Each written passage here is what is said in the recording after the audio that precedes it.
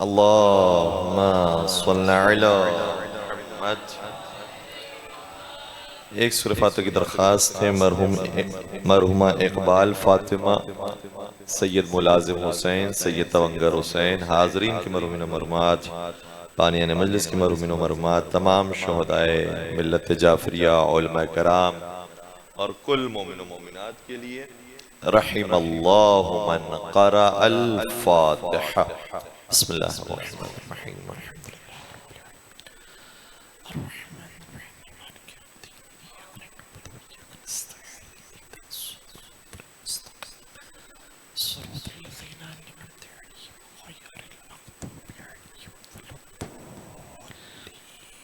दुरूद पढ़ दीजिए मोहम्मद व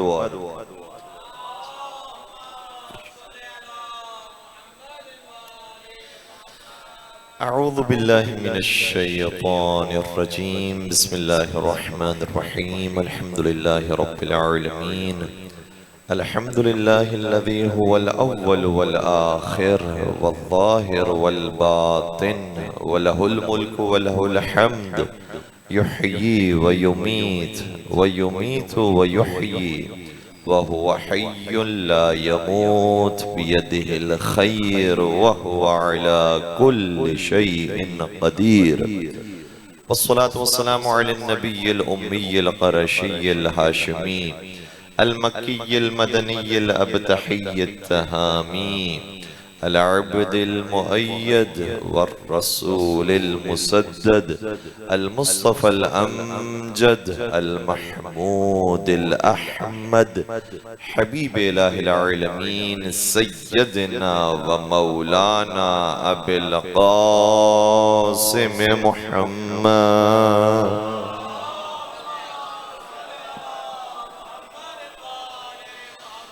व अला अहले बैति तय्यबीन अत्ताहिरीन अल मअसूमीन अल मज़लूमीन अल्लज़ीना ज़हबल्लाहु अन्हुमुर रिज्स व तह्हरहुम तत्हीरा।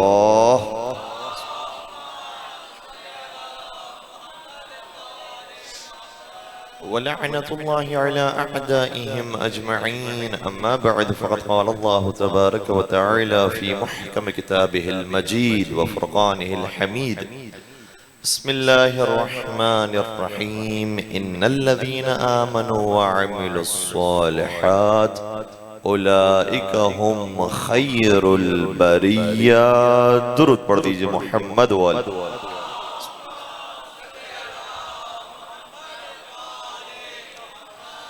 इज़ान गिरामी क़द्र, आज की हमारी पहली गुफ्तगू है और थोड़ी सी ताख़ीर का शिकार हुई, लेकिन इंशाअल्लाह कोशिश होगी कि कल से इंशाअल्लाह आपकी खिदमत में हम 9 बजे हाजिर हों और 9 बजे इंशाअल्लाह खिताबत का आगाज़ कर दिया जाए। आज शब जुमा भी है और शब जुमा के कई सारे अमाल हैं, रोज़े जुमा के भी कई सारे अमाल हैं और ये इतनी अहम ईद है और इतना अहम दिन है ये कि इस दिन के बारे में हुज़ूर अकरम हज़रत मोहम्मद मुस्तफ़ा सल्लल्लाहु अलैहि वसल्लम शाह फरमाते हैं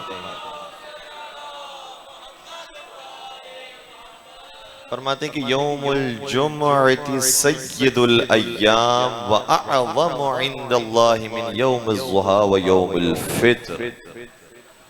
जुमे का दिन वो दिन है कि जो तमाम दिनों का सरदार बनाया गया और हत्ता बयान किया गया कि यौम फित्र और यौम दुहा से ज्यादा अजीम दिन जुमे का दिन है और इसकी अजमत ज्यादा है, इसका सवाब ज्यादा है। छठे इमाम हजरत इमाम जाफर सादिक अलैहिस्सलाम जी जुमा शाह फरमाते हैं कि जब ये रात दाखिल होती है तो परवरदिगार एक मुनादी को मुकर्रर करता है कि जाओ जाकर ये आवाज फैला दो कि जो भी शख्स जुमे के दिन नेक अमल अंजाम देगा उसकी नेकियों का सवाब हमने बढ़ा दिया। अलबत्ता इसी तरीके से जुमला आगे बढ़ता है और अगर कोई आज की रात गुनाह का काम करेगा परवरदिगार ने उसके अजाब को भी बढ़ा दिया है। इसलिए बतौर खास इंसान को परहेज करना चाहिए कि जुमे के दिन इंसान कम अज कम एहतियात करे और ये जो रात है और ये जो दिन आने वाला है इसको बंदगी परवरदिगार में गुजारे। अलबत्ता साथ ही साथ एक ख्याल ये भी आता है कि ऐसे कैसे हो सकता है कि इंसान सारी जिंदगी बंदगी परवरदिगार में गुजारे, कभी ना कभी इंसान से खता हो जाती है, लफ्ज़ सरजश हो जाती है, शैतान वसवसा पैदा करता है। तो इसका मतलब क्या हुआ कि हम वो सच्चे मोमिन नहीं हैं और सच्चे बंदे नहीं हैं कि जैसे आइम्मा अलैहिस्सलाम हमसे चाहते हैं। एक अजीब रिवायत मैं आपकी खिदमत बयान कर रहा हूँ, और ये रिवायत मैं कम ही जगहों पर पढ़ता हूँ।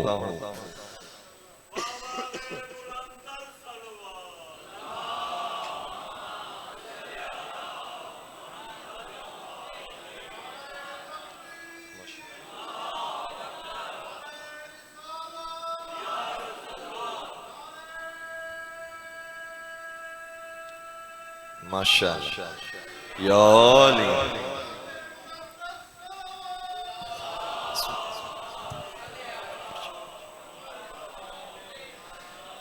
बिलखुसूस ये जुमला जवानों को हौसला देने के लिए बहुत जरूरी है, जो मैं रिवायत पेश करने जा रहा हूँ। क्योंकि एक बुजुर्ग से हमारी मुलाकात हुई थी, उस बुजुर्ग ने कहा कि मेरी जो जिंदगी थी वो तो गुजर गई जिस तरह से गुजरनी थी, अब वो ताकत ही नहीं रही कि खुदा की मैं क्या मासियत करूं। तब मैं खुदा की बंदगी के रास्ते में आ गया। तो मैंने कहा नहीं, ऐसी बात नहीं है। अगर इंसान जवान भी होता है और कभी कभार उससे गुनाह सरजद भी हो जाता है, तब भी मैं एक रिवायत आपकी खैर बयान करता हूँ। जवानों के लिए बतौर रिवायत बहुत इंपॉर्टेंट। रवायत का जुमला यह है कि परवरदिगार कभी कभार खुद अपने बंदे को उस जगह पर लाकर छोड़ देता है कि वो गुनाह करे, और ऐसा माहौल फराम हो जाता है उसके लिए कि वो गुनाह करे। क्यों परवरदिगार ऐसे माहौल फराम कर रहा है, क्यों चाहता है कि वो गुनाह कर ले, ये अजीब बात है। ये इमाम ने वो बयान की, वो बड़ी अजीब बात है, और हमारे जवानों के लिए इसके अंदर लेसन मौजूद है। फरमाया खुदा इसलिए चाहता है कि जो उसका नेक बंदा है वो गुनाह करे, ताकि गुनाह करने के बाद जो अपने आप को वो मलामत करेगा और अपने आप के अंदर जो बुरा महसूस करेगा और कहेगा कि मैं कितना घटिया इंसान हूं, मैं कितना पस इंसान हूं, खुदा ने मुझे नेमतों पर नेमतों से नवाजा है, वो माहौल फराम किया है कि जो अहले बैत का माहौल है, वो माँ बाप दिए हैं कि जो अहले बैत के चाहने वाले हैं, इसके बावजूद भी मुझसे गुनाह हो गया। जो ये अपने आप को मलामत करता है, परवरदिगार कहता है मुझे ये मलामत तेरी इबादतों से ज्यादा अफजल लगता है।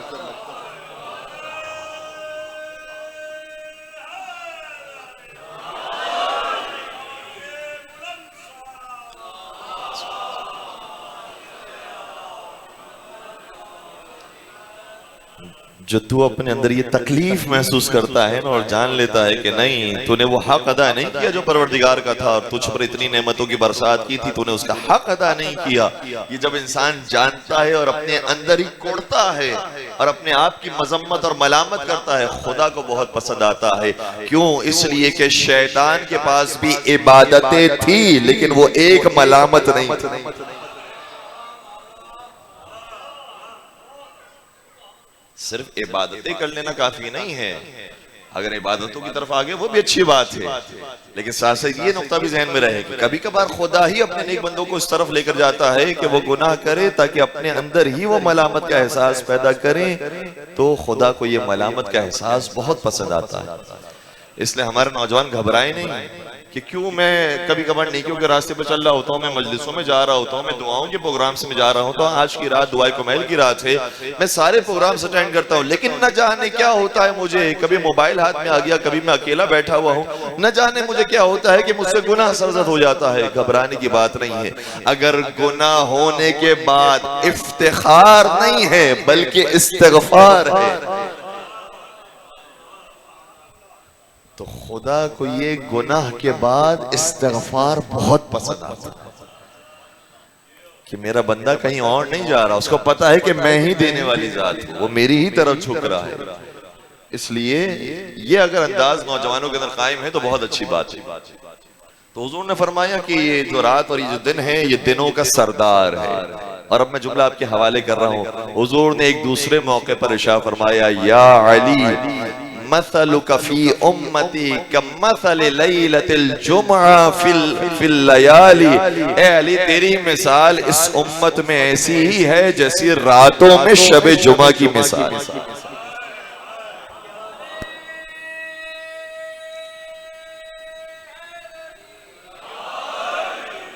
जिस तरह से रातों का सरदार शब जुमा को बनाया गया है, ऐ अली तुझे भी इस उम्मत का सरदार बनाया गया।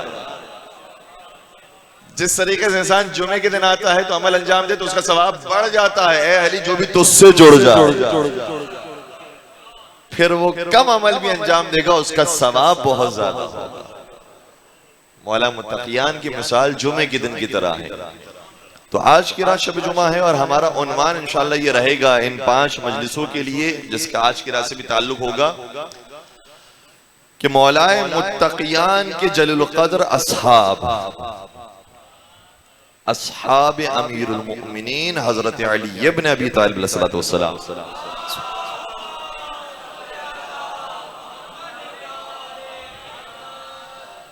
बाज़ दफ़ा हम ये सुनते हैं कि हज़रत सलमान फ़ारसी का जिक्र होता है, हज़रत अबू ज़र ग़फ़ारी का जिक्र होता है, हज़रत मिक़दाद का जिक्र होता है, हज़रत अम्मार यासिर का जिक्र होता है, हज़रत हुज़ैफ़ा यमानी का जिक्र होता है, लेकिन ये रसूल के अस्हाब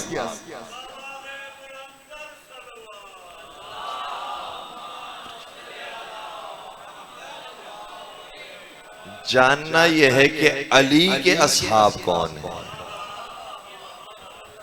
हम ये तो टाइटल अपने सीनों पर सजा के रखते हैं कि हम शियाने हैदर कर्रार हैं, तो देखे तो सही कि हैदर कर्रार के जमाने के शिया कैसे थे। और उसके अंदर हजरत मीसम तम्मार भी हैं, हजरत मालिक अश्तर भी हैं, जनाब कंबर भी हैं, जनाब सहल इब्न हुनैफ भी हैं, जनाब उस्मान इब्न हुनैफ भी हैं, जनाब ज़ैद इब्न सुहान भी हैं, जनाब सासा इब्न सुहान भी हैं, मोहम्मद इब्न अबी बकर भी हैं, और उनमें से एक जो आज की रात की मुनासबत से मैं इंशाअल्लाह पेश करने की कोशिश करूंगा, जनाब कुमैल इब्न ज़ियाद नख़ई भी हैं। आज की रात दुआए कुमैल की रात है और मैं जो अपने पहली बात थी उसको इस बात के साथ जोड़ रहा हूं। देखिएगा, मैंने अर्ज किया ना कि जवानों के अंदर अगर ये गुनाह कभी कभार हो जाता है तो उसके बाद जो इस्तिग़फ़ार है और तौबा है वो खुदा को कितनी पसंद है कि हत्ता कहा कि जो सारे 6000 साल तक शैतान इबादतें करता रहा वो बेकार है, हमें वो मलामत और वो इस्तिग़फ़ार और तौबा चाहिए। आइए आकर देखिए दुआए कुमैल के अंदर मौला अमीर कायनात क्या फरमाते हैं। हजरत अमीर कायनात जैसा इंसान हो जो रोजाना हजार रकत नमाज पढ़ने वाला हो और जिसकी नमाजें भी ऐसी हो कि नमाज में इतना खुदा की तरफ मुतवज्जो हो जाए कि पैरों से तीर निकाल लिया जाए और खबर ना हो, वो अली जिसकी कमियत ये है कि 1000 रकत नमाज, जिसकी कैफियत ये है कि पैरों से तीर निकाल लिया जाए और खबर ना हो, वही अली दुआए कुमैल के अंदर ऐसे गिड़गिड़ा का बयान फरमाता है कि या रब्बे या रब्बे या रब सबरतु अला अज़ाबिक फकैफ अस्बिरु अला फिराक़िक। और ये मौला मुत्तकिया ने जो हमें जुमले सिखाए हमें इफ्तिखार होता और सुकून मिलता है। ऐ अली, हमारे लिए कितने बड़े फख्र की बात है कि तू हमें मिला है। ये दुआओं का जखीरा हमारे पास है, याद रखिएगा। दुआए कुमैल, दुआए अरफा, दुआए अबू हमजा सुमाली, दुआए नुदबा, मफातुल जनान, मुनाजात खमसा अशर, ये किसी और मुसलमान फिरके और मसलक के पास नहीं है, अगर है तो सिर्फ शिया इस्ना शरी के पास।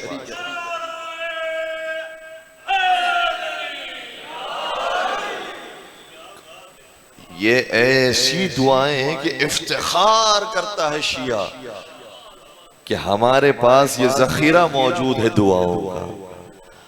और जिस दुआए कुमैल के अंदर मौला फरमाते हैं, ये हमें और आपको समझाने के लिए कि परवरदिगार मैं तुझसे इतनी मोहब्बत करता हूँ, मैं तेरी तरफ इतना आना चाहता हूँ, मैं तेरे अलावा और किसी को देखता भी नहीं हूँ, मैं तेरे अलावा किसी और की तरफ मुतवज्जे भी नहीं होता हूँ, मैं तुझसे करीब होना चाहता हूँ कि अगर तूने, ये हमें और आपको सिखाने के लिए, अगर तूने दुआए कुमैल के जुमले, अगर तूने मुझे आतिशे जहन्नम में फेंक दिया, मैं उसकी गर्मी तो बर्दाश्त कर लूंगा लेकिन तुझसे जुदाई बर्दाश्त नहीं कर सकता।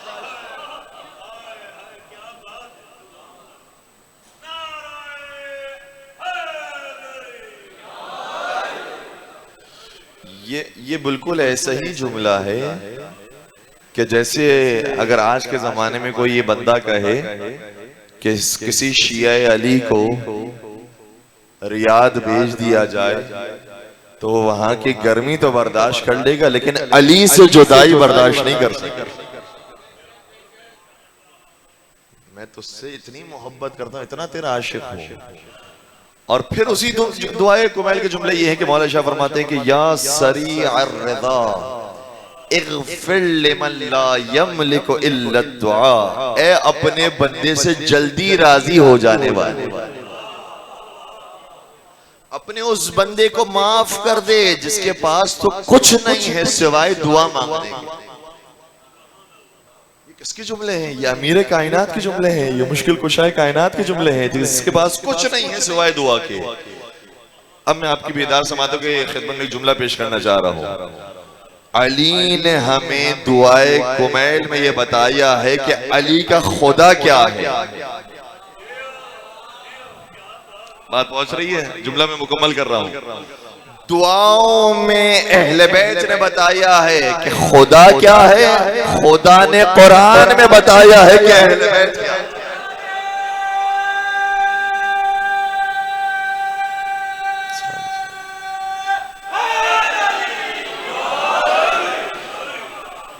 अगर ये दुआएं ना होती तो हम खुदा की मारिफत ही पैदा नहीं कर सकते थे, और अगर कुरान की वायतें ना होती तो हम कभी अहले बैत से करीब नहीं हो सकते।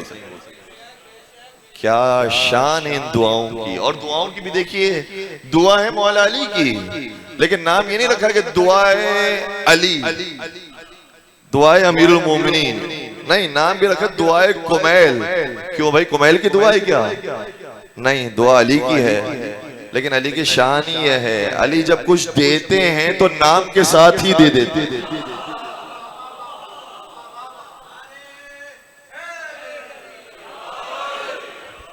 और ये सिर्फ पहले अली की शान नहीं है, जो दूसरा अली भी है, अली ज़ैनुल आबिदीन, उनकी भी शान ये है कि रमजान की दुआओं पर दुआएं सिखाई, लेकिन दुआ का नाम नहीं रखा कि दुआए सैयद सज्जाद, नाम रखा दुआए अबू हमजा सोमाली।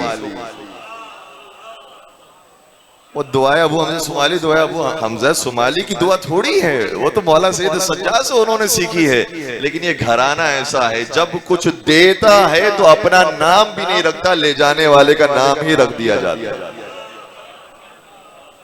किसी ने क्या खूब कहा था कि सखी वही है जो साइल से रद्द कद न करे, करे सवाल तो उसको रद्द न करे, करे सवाल कोई तो उसको रद्द न करे। मैं तेरा एतराज कैसे मान लूं वाइज, अली अली ही नहीं अगर मदद न करे।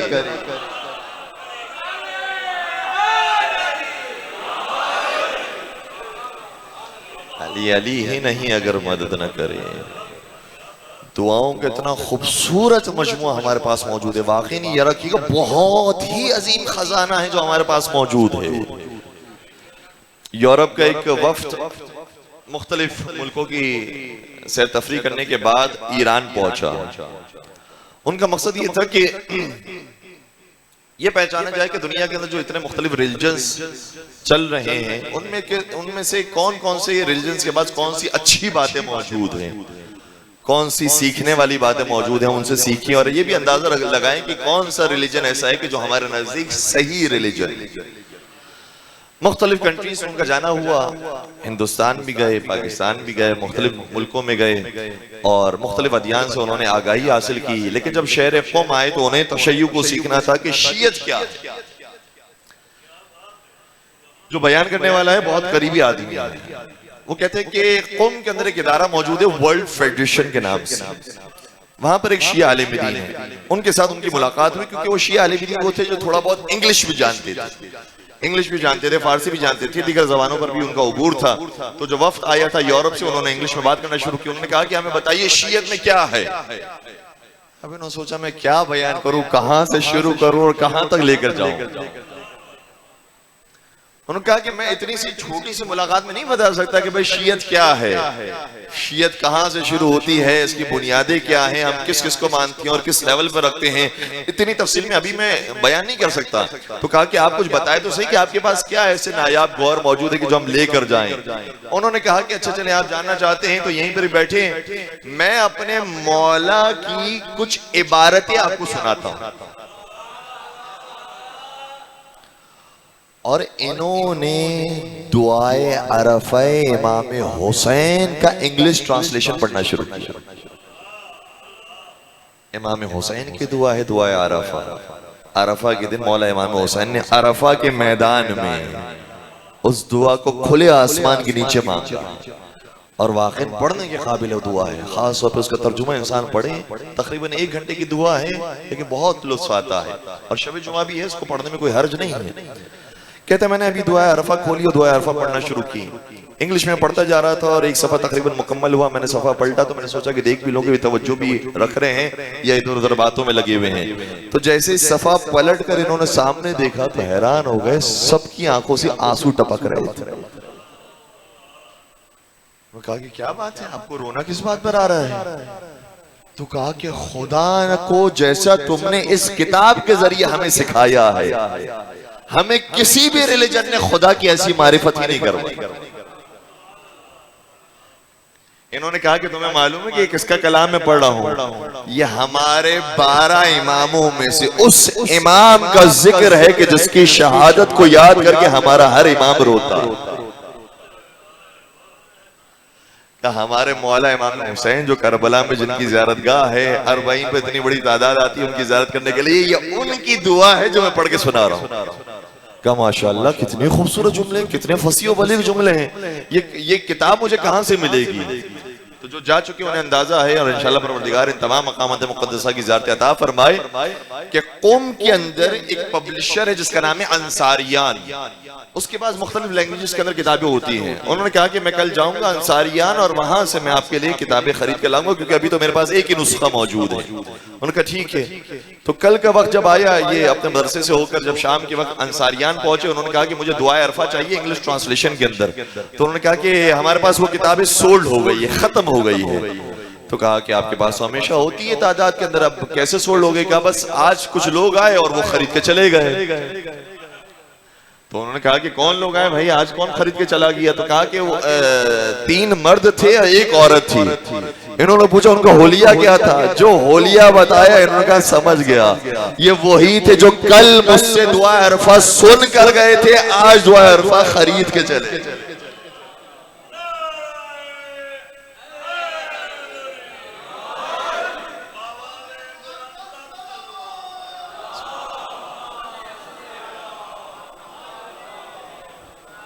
ऐसे नायाब गौहर हमारे पास मौजूद हैं, वाकईन बड़े कीमती गौहर हैं।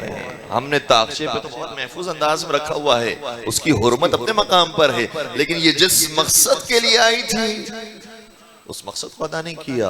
नहजुल बलागा बहुत कीमती किताब है, सहीफ़े सज्जादिया बहुत कीमती किताब है, मफातुल जिनान बहुत कीमती किताब है, जितनी दुआएं और जितनी ज़ियारत है बहुत कीमती हैं। एक अजीब व गरीब सरमाया है जो हमारे पास मौजूद है और किसी और के पास नहीं है। अल्लामा तंतावी अहले सुन्नत आलिम दीन मिस्र के रहने वाले, एक मरतबा आयतुल्लाह मरशी नजफी ने उनकी खिदमत में सहीफ़े सज्जादिया भिजवाई। तो अल्लामा तंतावी का जवाब आया।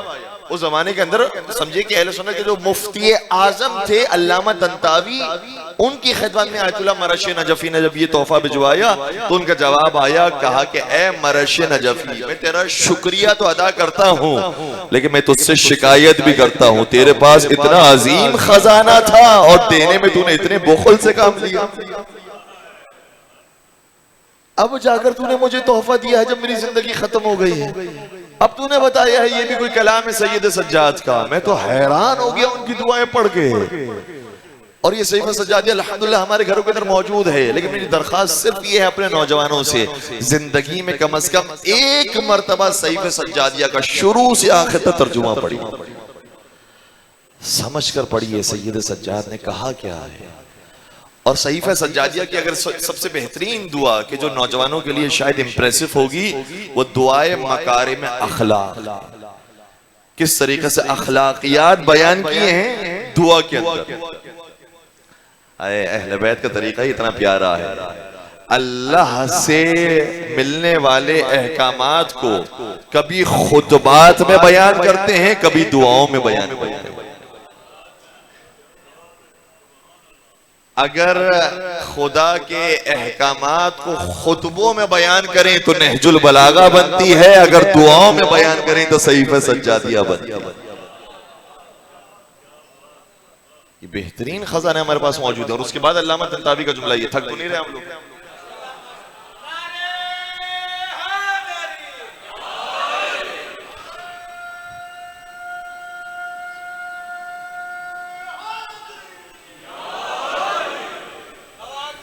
माशाअल्लाह, बहुत शुक्रिया। तवज्जो। और उसके बाद अल्लामा तंतावी का जुमला यह है कि मैंने इस दुआ को इब्तिदा से लेकर इंतहा तक पढ़ा। ये कौन कह रहा है? कोई शिया नहीं कह रहा,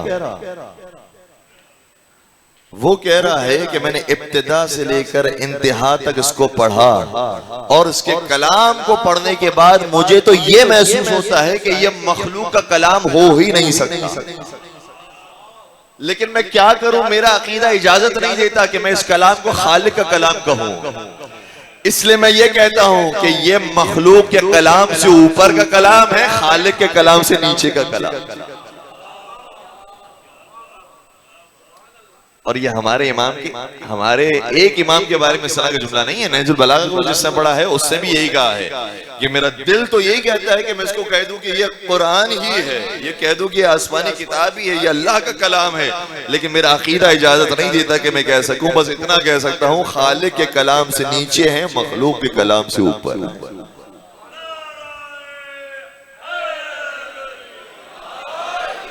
सहर अंसारी ने कितना खूबसूरत शेर कहा था, आपकी बेदार समातों की नजर कर रहा हूं। फरमाते हैं कि अली का जिक्र करो रोशनी के लहजे में, अली का जिक्र करो रोशनी के लहजे में, क्यों? खुदा का नूर है शामिल अली के लहजे में।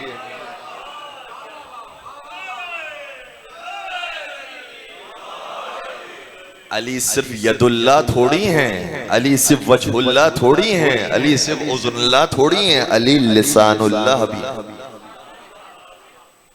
क्यों?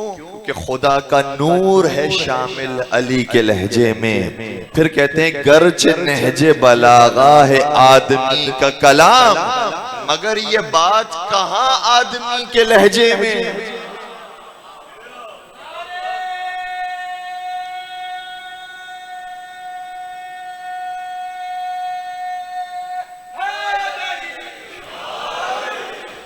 ऐसे ऐसे गौहर, ऐसे ऐसे खजाने हमारे पास मौजूद हैं। और ये मौजूद है, इसके बावजूद भी ये बिल्कुल ऐसी दास्तान है कि जैसे एक बाप था, मरते मरते अपने बच्चों को वसीयत करके किया कि मैंने एक इतनी बड़ी जमीन के अंदर एक खजाना छुपाया हुआ है। तो सारे के सारे बच्चे उस जमीन में खुदाई करने लगे कि खजाना मुझे मिल जाए, खजाना मुझे मिल जाए, खजाना मुझे मिल जाए। जब सारी जमीन खोद डाली और खजाना नहीं मिला तो कहा कि लगता है बाप ने हमें बेवकूफ बना दिया। किसी हकीम के पास गए तो हकीम ने कहा कि तेरे बाप ने तुझे बहुत बेहतरीन नसीहत की थी, क्योंकि इस जमीन के अंदर खजाना अंदर मौजूद नहीं है, ये जमीन खुद खजाना उगलेगी अगर तू जरा मेहनत कर। इसी तरीके से ये खजाने हमारे पास मौजूद हैं, थोड़ी सी अगर मेहनत कर ले। और जाहिर सी बात है कि ऐसा नहीं कि मैंने आज कहा सही सज्जादिया की फजाइल हैं तो आज आपको शुरू से लेकर आखिर तक सब खत्म कर देंगे। आहिस्ते आहिस्ते कदम आगे बढ़ा है, लेकिन ये अपनी जिंदगी का हिस्सा बना ले कि मुझे हर शबे जुमा सहीफ सज्जादिया में से एक दुआ तर्जुमे के साथ पढ़ना। फिर देखिए कितनी बड़ी तब्दीली आती है और कैसे इंसान को मारिफत पता चलती है, न सिर्फ खुदा की मारिफत बल्कि अहले बैत की मारिफत। और ये भी ज़हन में रखिएगा, जब हम दुआ करते हैं, आइमा अलैहिस्सलाम का तरीका कितना प्यारा है। जब दुआ फरमाते थे तो सिर्फ ये नहीं है कि परवरदिगार मुझे माल में कसरत दे दे, परवरदिगार मुझे ढेरों इज्जत दे दे, परवरदिगार मुझे मशहूर कर दे, परवरदिगार मुझे जाह जलाल दे दे, परवरदिगार मुझे मनसब और ओहदा दे दे, परवरदिगार मुझे औलाद बहुत सी दे दे, परवरदिगार मेरी बेटियों के रिश्ते करवा दे। इस तरह की दुआएं आपको अहले बैत की ज़बानी नहीं मिलेंगे। फिर अहले बैत ने मांगा क्या है? अहले बैत ने मांगा ये है, परवरदिगार तू मुझे अपना सच्चा बंदा बना ले, परवरदिगार मैं किसी लम्हे तेरी बारगाह में कोताही करने वाला न बनो, परवरदिगार मेरी जिंदगी का लम्हा लम्हा तेरे जिक्र के साथ मामूर करार दे दे। परवरदिगार अगर मुझसे कोई खता हो जाए तो मुझसे जुदा ना होना, मुझसे दूर ना होना। अलबत्ता ये जुमले अपने लिए नहीं है, हमें और आपको सिखाने के लिए।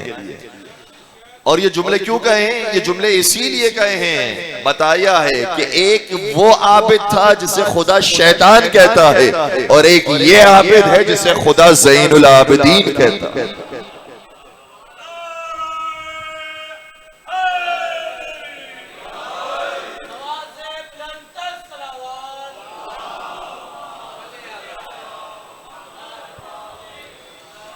जचता था आपके ऊपर, अहले बैत कराम आपके ऊपर जचता था कि आप ये कहें, ऐ परवरदिगार मुझसे तेरा बड़ा बंदा कौन होगा, मुझसे ज्यादा तेरी नमाजें पढ़ने वाला कौन होगा, मुझसे ज्यादा तुझे सजदा करने वाला कौन होगा, मुझसे ज्यादा रोजा रखने वाला कौन होगा, मुझसे बढ़कर इन्फाक करने वाला कौन होगा, मुझसे बढ़कर जिहाद करने वाला कौन होगा।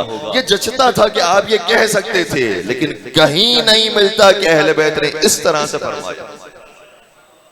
फरमाया। तो किस तरीके से फरमाया? दुआए कमैल के जुमले हैं, अना अब्दुका ज़लीलुल हक ज़ईफुल ज़लीलुल मिस्कीनुल मुस्तकीन। परवरदिगार मैं तेरा कमजोर बंदा हूं, परवरदिगार मैं तेरा पस्त बंदा हूं, परवरदिगार मैं तेरा हकीर बंदा हूं। ये जुमले सिर्फ उन्होंने अपने एतबार से बयान नहीं किए हैं, बल्कि हमें और आपको भी दिलासा दिया है। जब हम ऐसे इबादत गुजार होने के बावजूद खुदा के सामने अभी भी जलील और खाजिर खाशे हैं, तो तुम और मैं क्या हैं? अगर कोई आबिद और जाहिद भी हो, उससे थोड़ी सी गलती हो जाए तो वो ये ना कहे कि परवरदिगार वैसे तो मैं तेरा आबिद बंदा हूं, अभी मुझसे गलती हो गई, एक गलती तो चल जाती है, वैसे तो मैं तेरा आबिद बंदा हूं। खबरदार ये अंदाज खुदा के सामने इख्तियार न करो। तुम कितने ही बड़े इबादत गुजार बन जाओ, तब भी कहो परवरदिगार जो तेरी बंदगी का हक था वो हमने अदा नहीं किया। ये सिखाया वो तरीका है अहले बैत।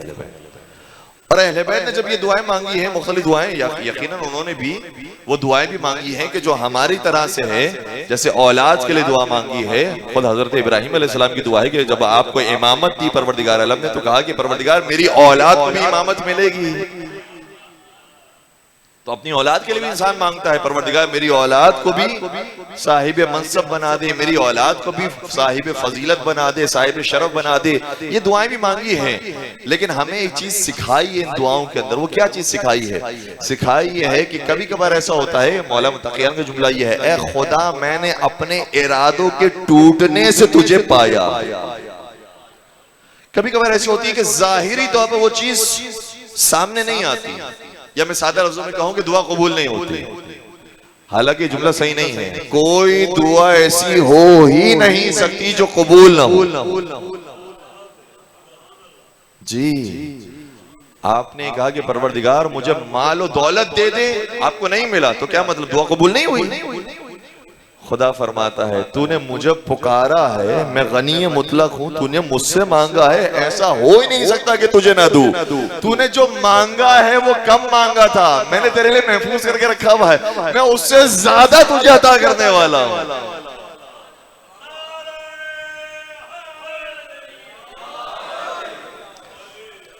तो अहले बैत ने तरीका क्या सिखाया? अहले बैत ने तरीका ये सिखाया है कि अगर जाहिरी तौर पर जिसको हम कहते हैं कि दुआ कबूल नहीं हुई है, अगर ऐसा मामला हो भी जाए, तब भी दुआ मांगने से पीछे ना हटना।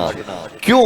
इसलिए कि कभी ऐसा हो ही नहीं सकता कि तुमने कुछ कहा हो खुदा को और खुदा तुम्हें जवाब ना दे।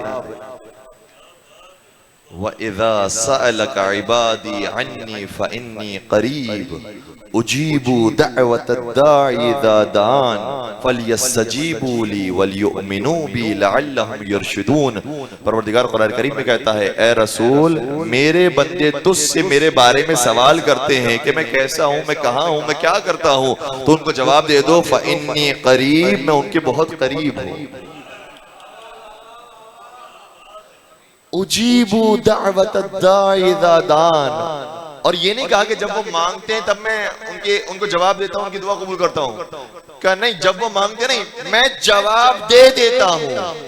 ये पहले कहा उजीबु, मैं जवाब दे देता हूं, इज़ा दान, जब वो पुकारते हैं। यानी मैं तो मुंतजर खड़ा हुआ हूं उनको हाथ हिलाने के लिए, मैं तो खड़ा हुआ हूं उनकी दुआएं कबूल करने के लिए उजीबू दाअवतद्दाई इज़ा दआन, मैं तो जवाब देता हूं जब जब वो मुझे पुकारते हैं। फलयस्तजीबू ली, तो उन्हें भी चाहिए कि सिर्फ मुझे ही पुकारे, मैं उनके करीब। तो कभी भी अहले बैत ने, जिसको हम ये समझते हैं कि ज़ाहिरी तौर पर दुआ कबूल नहीं हुई, उसके बाद ऐसे नहीं कि दुआ करना छोड़ दी, क्योंकि बहुत सारे ऐसे लोग भी हमने देखे हैं। मौलाना एक अरसे से हम ज़ियारत आशूरा पढ़ रहे हैं, जिस मकसद के लिए पढ़ी वो पूरा ही नहीं हो रहा। इसका मतलब ये कि हमारी ज़ियारत कबूल नहीं हो रही। इसका मतलब हमें वो तरीका नहीं पता। आप वो कोई खास तरीका बताएं कि जिससे हाजत पूरी हो जाती है। मैंने कहा कि वो जो खास तरीका है, ये खुद ज़ियारत आशूरा इतना मुजर्रब अमल है, इसको बगैर किसी आदाब के और बगैर किसी उन तमाम तफसीलात के जो आमतौर पर औरफा बयान करते हैं, उसके बगैर भी पढ़ लो, ऐसा हो नहीं सकता कि तुम्हें जवाब सलाम ना आए, ऐसा हो नहीं सकता कि तुम्हारी दुआ कबूल ना हो। तो फिर क्या बात है मौलाना, हमने तो 40 दिनों तक वो अमल अंजाम दिया, कबूल ही नहीं हुई दुआ। हमने तो 40 दिनों तो सूरह यासीन पढ़ी, दुआ कबूल ही नहीं हुई। हमने तो ये दुआ मांगी, वो दुआ मांगी, दुआ कबूल ही नहीं हुई। अब क्या करें मौलाना, तुम्हें तरीका बताइए। जवाब आपकी खिदमत में है। 8वें सरकार हज़रत इमाम अली रज़ा अलैहिस्सलाम की बारगाह में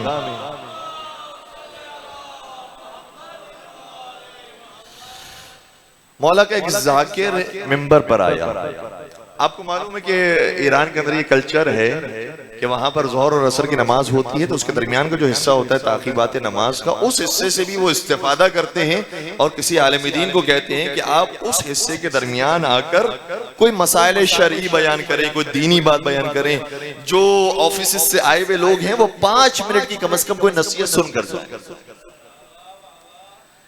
तो इसी तरीके से उनको मौका मिला सिर्फ 5 मिनट की गुफ्तगू करने के लिए कि वो ज़ोहर और असर की नमाज के दरमियान आए और उन्होंने बात उन्होंने की कि हम मशहद के अंदर मौजूद हैं, मौला रजा के हरम के बहुत नजदीक मौजूद हैं। तो मैं आपसे एक बात अर्ज करना चाहता हूं कि अगर किसी की कोई दुआ पूरी नहीं हो रही तो मैं एक ऐसा मुजर्रब अमल बताऊंगा, ऐसा हो नहीं सकता कि उसके बाद मौला रजा तुम्हारी ख्वाहिश पूरी ना करे।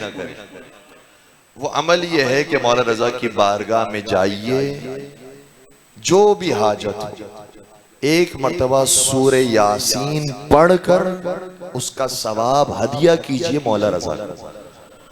और ये वाकई बहुत मुजर्रब अमल है, रिवायात में इसका जिक्र आता है। आयतुल्लाह वहीद खुरासानी ने कई मर्तबा बयान किया है, सूरे यासीन की तिलावत बहुत मुजर्रब है। शहजादी कौनैन की खिदमत में तोहफा पेश कीजिए, मौला हुसैन की खिदमत में पेश कीजिए, मौला अब्बास की खिदमत में पेश कीजिए। तो क्या सूरे यासीन का सवाब मौला रजा की खिदमत में पेश कीजिए। जब आप तोहफा देंगे तो ऐसा हो नहीं सकता कि वहां से कोई तोहफा आपको ना मिले। आपकी हाजत 100% पूरी हो।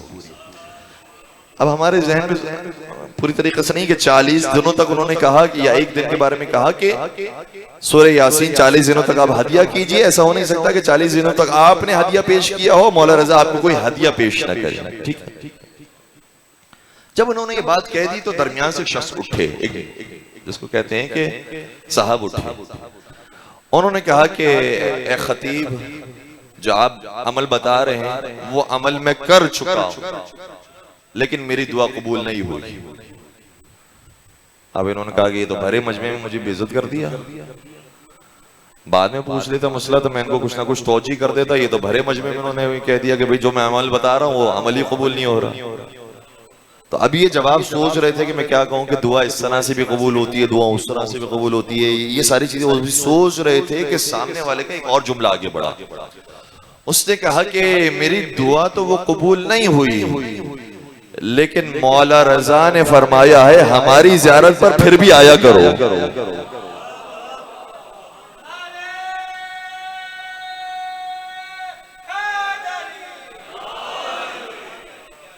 क्या मतलब? क्या मेरी एक दुआ थी, मेरी एक तमन्ना थी कि ये किसी तरीके से पूरी हो जाए, ये मसला बहुत फंसा हुआ है, किसी तरीके से पूरा हो जाए। आपका बताया हुआ अमल मैंने 40 दिनों तक हरम मौला रजा में जाकर अंजाम दिया है। सूरह यासीन पढ़िए, हदिया किया अपने इमाम को। 40 दिनों तक मैं करता रहा, लेकिन वो मेरा मसला हल नहीं हुआ। अलबत्ता 40वीं रात मौला रजा ख्वाब में तशरीफ लाए और फरमाया जिस दुआ को तुम मांग रहा है वो कभी भी पूरी नहीं हो सकती। वो तेरे लिए मुफीद है ही नहीं, वो कभी पूरी होगी ही नहीं। लेकिन अगर पूरी नहीं होगी तो इसका क्या मतलब है कि आइंदा से क्या तू हमारे हरम में नहीं आएगा? जो तू हरम में कदम रखता है, हम तेरे आने को देखते हैं, हम तेरी जियारत को सुनते हैं, तेरी जियारत के सलाम के जवाब को देते हैं। और तुझे क्या चाहिए?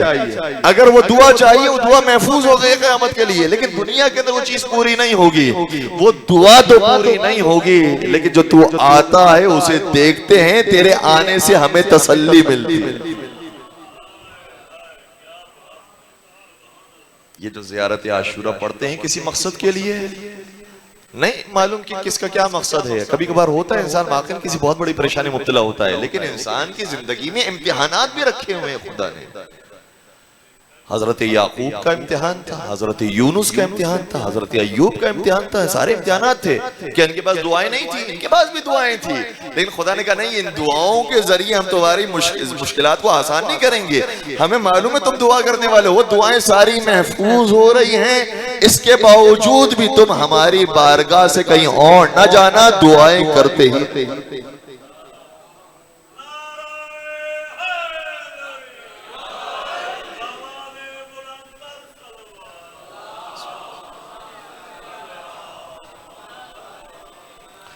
अली वाला कभी भी दरे अहले बैत को नहीं छोड़ सकता,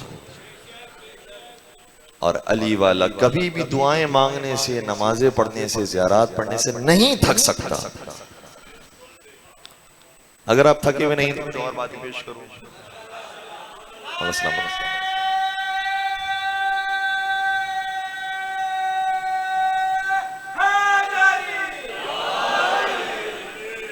ये जो हमने आपसे अर्ज किया ना,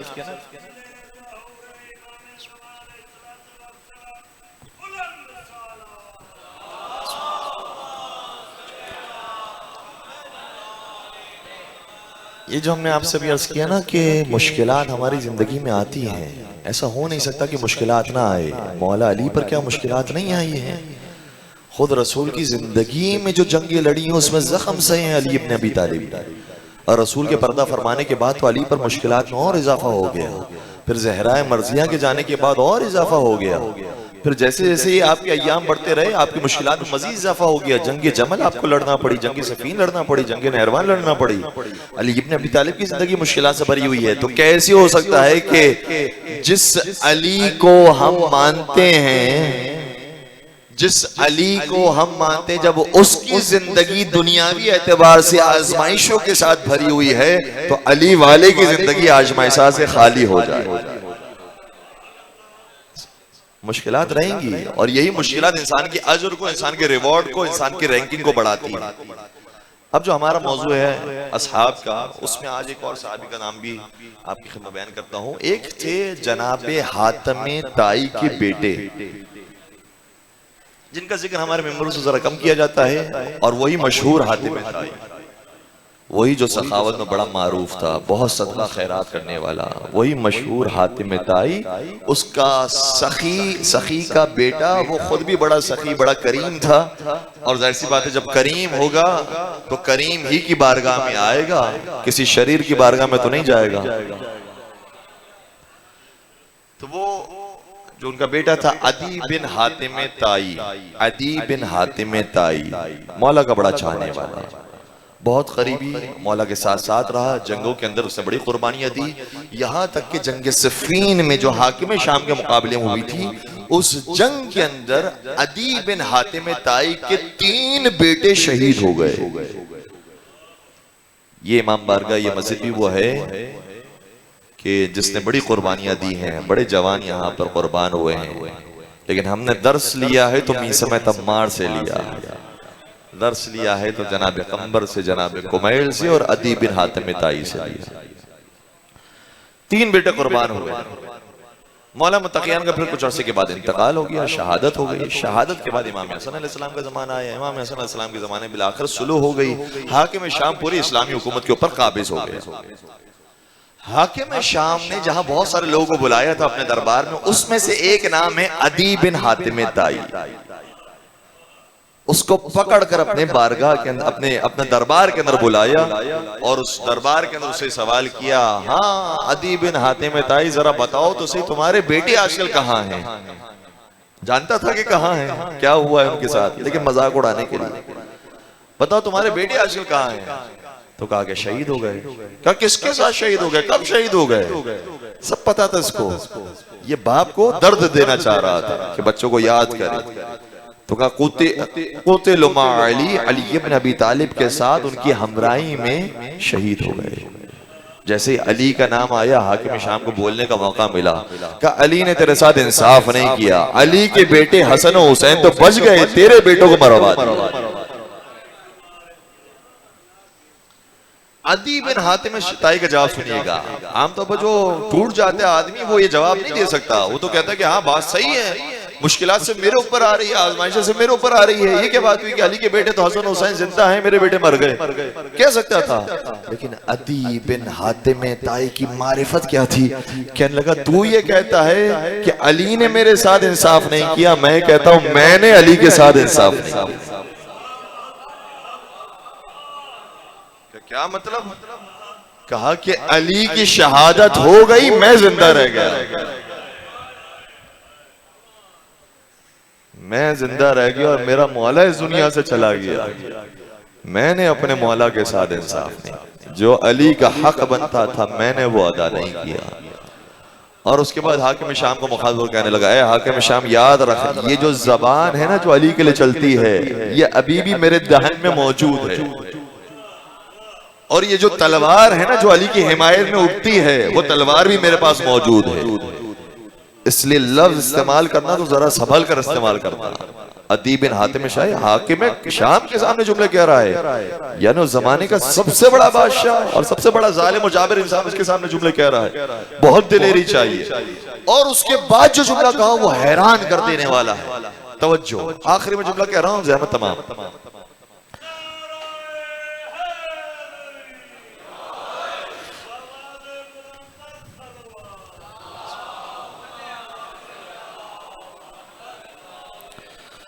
कहने लगा जब इंसान की गर्दन में खंजर चलता है और उसकी चीखें निकलती है, वो चीखों की आवाजें सुनना मेरे लिए आसान है, अली के खिलाफ किसी जबान को सुनना मेरे लिए मुश्किल है।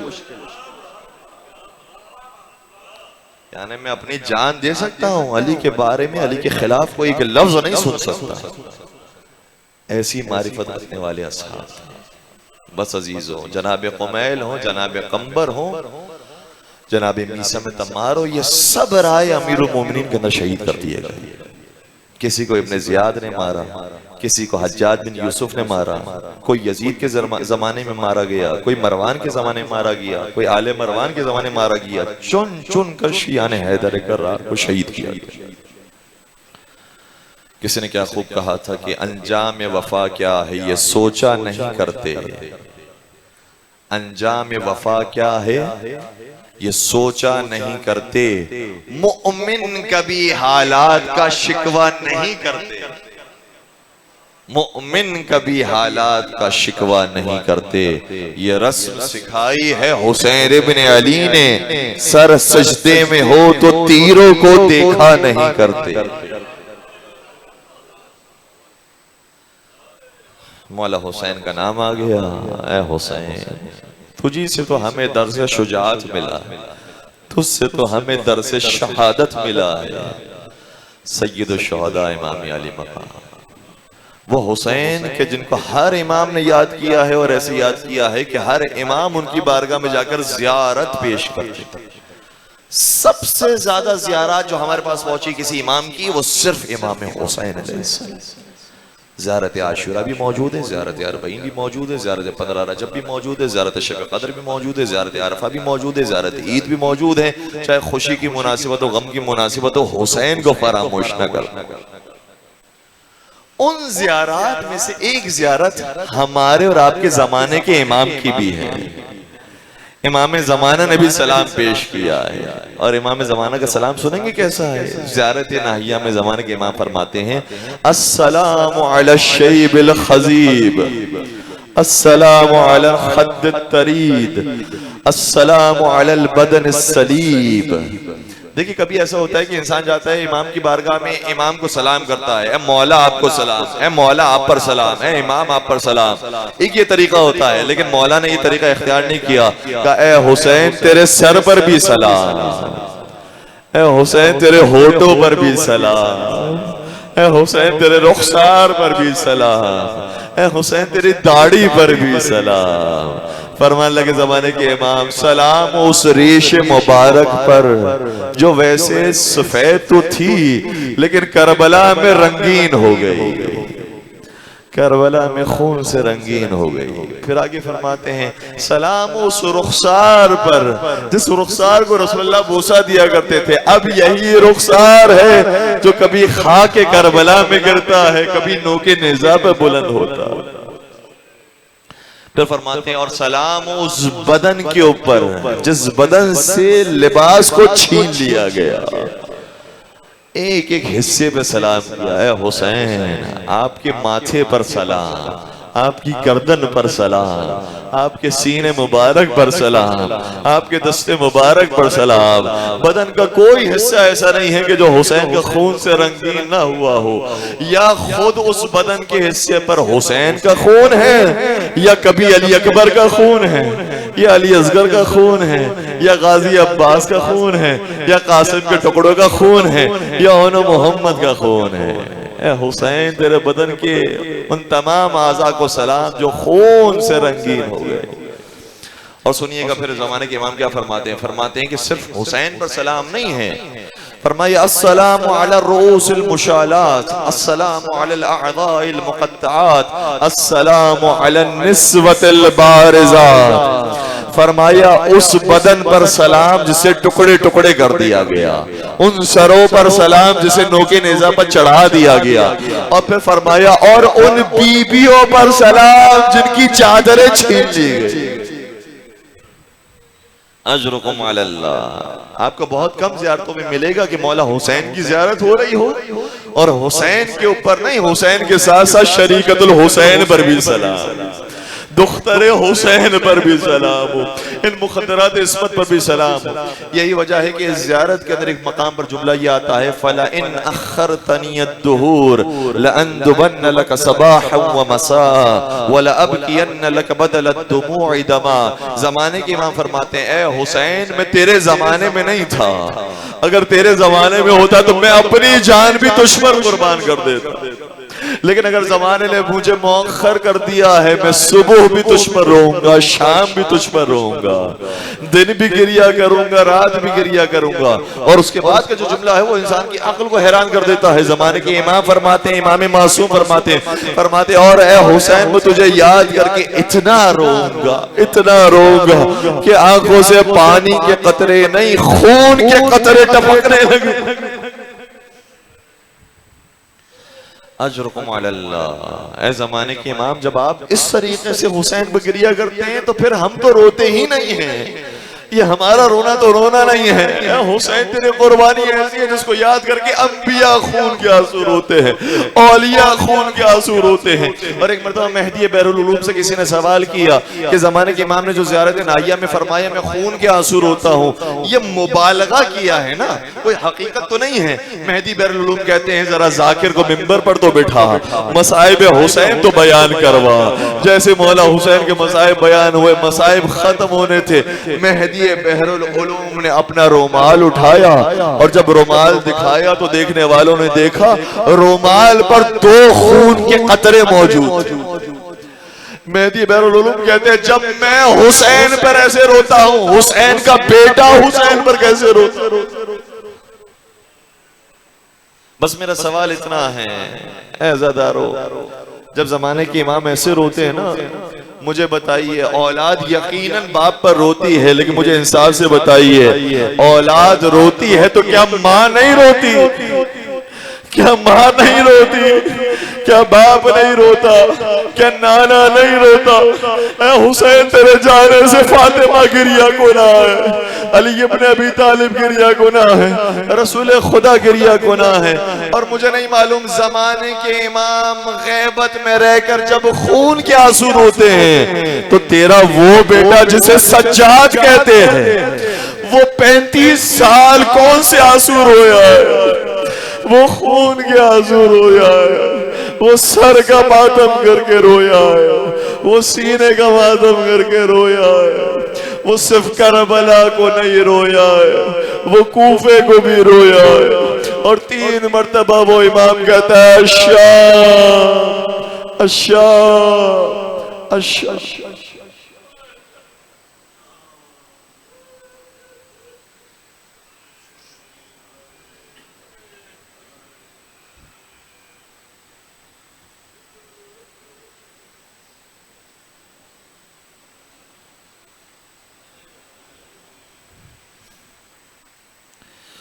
अला वलअनतुल्लाहि अलल कौमिज़्ज़ालिमीन वसयअलमुल्लज़ीना ज़लमू अय्य मुनक़लबि यनक़लिबून। पालने वाले हमारी इस ख़लीस इबादत को अपनी बारगाह में कबूल फरमा, हमारे गुनाह कबीरा सगीरा की मग़फ़िरत फरमा, हमारे मरहुमीन की मग़फ़िरत फरमा। परवरदिगार शब जुमा है, मग़फ़िरत की रात है, दुआओं की रात है। परवरदिगार हमारा शुमार जाकिरीन में फरमा, परवरदिगार हमारा शुमार गाफिलीन में न फरमा। परवरदिगार जो मसाइब इमाम हुसैन पर हमारे हकीर से आंसू जारी हुए हैं, परवरदिगार उसे रुमाल सय्यदा कायनात में जगह नसीब फरमा। इन आंसू के सदक़े में हमें बार बार करबला मौला की ज़ियारत नसीब फरमा, 14 मासूमीन की ज़ियारतों से मुशर्रफ फरमा। शब जुमा जो मजलिस हुसैन में तशरीफ लाए हैं, परवरदिगार शहजादी कौनैन का वास्ता उन्हें खाली झोली वापस न लौटा, परवरदिगार उनकी झोलियों को भर दे। परवरदिगार अगर हमारे हक में कोई चीज़ आजमाइश और इम्तिहान बनकर आई है, उस पर पूरा उतरने की, उसे बेहतरीन अंदाज में इत्माम करने की तौफीक अता फरमा। पालने वाले सब्र और शुक्र के साथ जिंदगी गुजारने की तौफीक अता फरमा। परवरदिगार हमें अहले दुआ में से करार फरमा, हमें अहले इबादत और बंदगी में से करार फरमा। परवरदिगार हमें अहले विला और अहले अज़ा में करार फरमा। और परवरदिगार हकीकी साहिब अज़ा हज़रत क़ाइम आले मोहम्मद हज़रत हुज्जत बिन हसन के ज़ुहूर में तअज्जील फरमा, हमें उनके आवान व अंसार आशिकीन मुहिब्बीन में शुमार फरमा। रब्बना तक़ब्बल मिन्ना इन्नका अंतस समीउल अलीम व तुब अलैना इन्नका अंतत तव्वाबुर रहीम बिरहमतिका या अरहमर राहिमीन। एक ऐलान भी समाअत फरमा लीजिएगा। इंतज़ामिया की तरफ से ये ऐलान है कि इंशाअल्लाह कल से जो मजालिस यहाँ पर हमारी शुरू होंगी